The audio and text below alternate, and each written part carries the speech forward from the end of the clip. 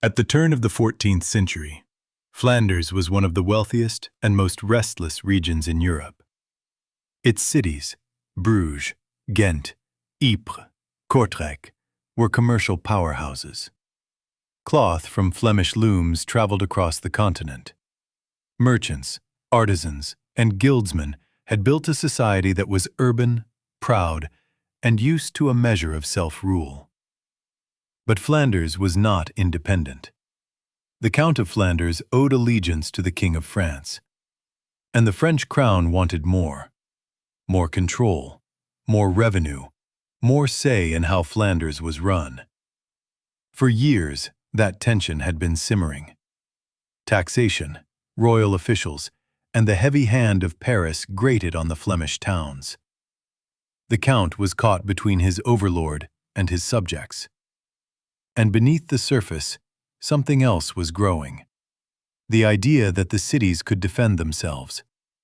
Not with knights alone, but with their own men. Guildsmen, burghers, militia.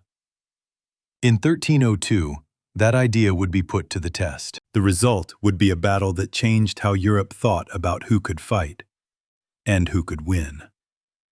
To understand why it mattered, you have to see the landscape. Flanders was a patchwork of thriving towns and a countryside that fed them. Bruges and Ghent were the giants, ports, markets, and workshops. Kortrijk lay inland, a strategic node. The Count held formal power, but the towns had their own councils, their own laws, and their own armed men. The guilds organized labor and also organized defense. And across the border, the King of France, Philip the Fair, was determined to bring this rich province to heel. So when the Flemish rose in revolt, it wasn't just a riot, it was a revolution. And when the French army marched in to crush it, the Flemish did something that was supposed to be impossible. They stood their ground, and they won. The revolt didn't come out of nowhere. For years, French pressure had been building. Royal taxes, royal officials, and royal demands had worn away at the old balance between the Count and his towns. By the 1290s, many Flemish towns were in open or simmering resistance. Urban councils chafed under French-backed interventions. The cloth trade, the lifeblood of Bruges and Ghent, was caught between local interests and royal policy. And when the Count himself was pushed to the wall by Paris, the towns had to choose: submit or fight. They had been preparing without quite knowing it. The guilds had long been more than economic bodies. They trained men, kept weapons, and could muster quickly. Urban militia had existed for decades, for defense, for order, for the pride of the town. Now they would be used against the finest army in Christendom, the cavalry of France, the knights who had dominated European battlefields for generations. The Flemish had something else on their side: the land. Around Kortrijk, the ground was cut by streams and ditches. Cavalry needed open space to charge. In the wrong terrain, knights could be slowed, channeled, and cut down. The Flemish commanders knew it.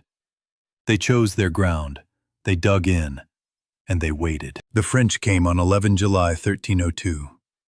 They had marched from the south, confident. They had the numbers, the armor, the reputation. What they didn't have was respect for the men standing in front of them: burghers, weavers, butchers, and peasants. The Flemish had stakes in the ground to break the charge. They had discipline. And they had something to lose: their freedom, their privileges, their idea of themselves. When the French cavalry came on, the Flemish held. Then they advanced. What followed was not a chivalric contest. It was a slaughter. Knights were pulled from their horses and killed. The French line broke. By the end of the day, the field was littered with golden spurs, taken from the dead knights and hung in a nearby church. The Battle of the Golden Spurs had been won by the towns. Let's go to the field. July 11, 1302. The Flemish have mustered at Kortrijk, militia from Bruges, Ghent, and the surrounding region. They are not a professional army. They are guildsmen and citizens, led by men who know the land. They have taken a defensive position. In front of them, the ground is broken. Streams, marshes, ditches. The French army approaches. It is built around cavalry, armored knights, the shock force of medieval warfare. The French command expects to sweep the Flemish aside. That is what cavalry did. That is what had always happened. It doesn't happen. The Flemish have prepared the field. Stakes and obstacles disrupt the charge. The knights cannot build momentum. They get bogged down.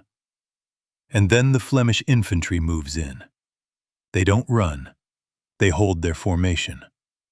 They use their weapons, pikes, Goedendags, whatever they have, to pull riders down and kill them. The French are shocked. Their cavalry is being destroyed by men they had dismissed as rabble. The battle turns into a close-quarters massacre. French knights are unhorsed and butchered. The rest try to flee. The Flemish press the advantage. By the time it's over, the French army is broken. Hundreds of knights are dead. Their spurs are collected as trophies, hence the name, the Battle of the Golden Spurs. The Flemish have done the unthinkable. They have defeated the chivalry of France with urban militia and grit. The news ripples across Europe. Kings and chroniclers can hardly believe it. The lesson is clear. Infantry, in the right place, with the right will, can beat cavalry. The Flemish have not just won a battle. They have challenged the military and social order of the age. And they have given their city something to remember. A story of civic courage that would be told for centuries. If you enjoyed this video, don't forget to subscribe to our channel. Hit the like button to show your support and turn on notifications so you never miss a deep dive into history. Your support helps us bring more accurate, fascinating stories straight to you every week. In the wake of the battle, the world had to adjust. The Count of Flanders was still caught between his towns and the King of France. But now the towns had proof that they could fight and win. Negotiations followed. The French crown had to reckon with a defeat that had cost it men, money, and prestige. Neighboring powers, England, the Holy Roman Empire, took note.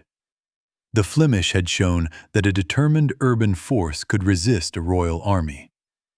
That lesson would influence military thinking for generations.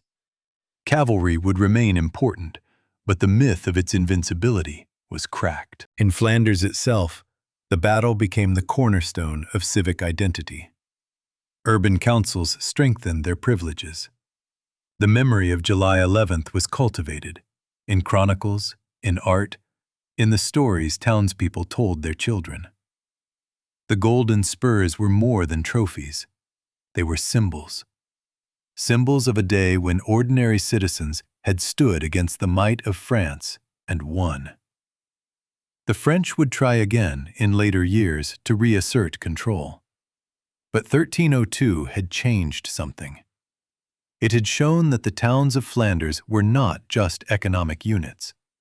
They were political and military actors. And they would not forget it. Why does the Battle of the Golden Spurs still matter? For military history, it's a landmark. It's one of the first great victories of disciplined infantry over feudal cavalry in the late medieval period. It prefigures the rise of infantry-dominated armies and the decline of the knight as the decisive force on the battlefield. For political history, it's a moment when urban, non-noble power asserted itself against royal and aristocratic authority. The Flemish towns didn't overthrow the count or the king, but they proved they could not be ignored. And for identity, it's enduring. In Belgium, and especially in Flanders, the battle is still remembered. The Golden Spurs stand for civic pride, resistance to oppression, and the idea that ordinary people can shape history. Art, literature, and folklore have kept the story alive. Historians have debated the details, the exact numbers, the exact tactics. but the core has held. On a summer day in 1302, the towns of Flanders stood against the French crown and won. That story still resonates. It reminds us that the way we remember the past shapes who we think we are. And it reminds us that sometimes the underdog doesn't just fight, they win. The Battle of the Golden Spurs was a turning point. It didn't end French influence in Flanders. It didn't create a republic. But it did something that mattered. It showed that urban militia could defeat a knightly army. It gave the Flemish a story of courage and resistance that would last for centuries. And it changed how Europe thought about war, power, and who got to fight. Thanks for watching. There's so much more history to explore, so stay tuned for our next videos. We'll dive into even more fascinating stories around the world. And of course, subscribe, like, and turn on notifications so you never miss an episode.